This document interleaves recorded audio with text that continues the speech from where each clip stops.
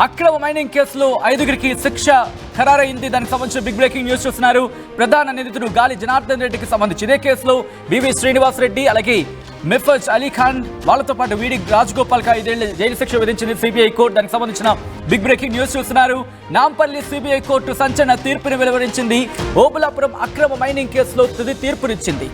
అక్రమ మైనింగ్ కేసులో 5గురికి శిక్ష ఖరారు చేసింది. ప్రధాన నిందితుడు గాలి జనార్దన్ రెడ్డికి 7 ఏళ్ల శిక్ష విధించింది.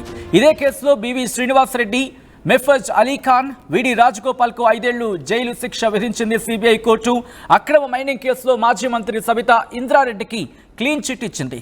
దాదాపు 15 ఏళ్ల పాటు జరిగిన విచారణకు సంబంధించిన big development and big breaking news చూస్తున్నారు.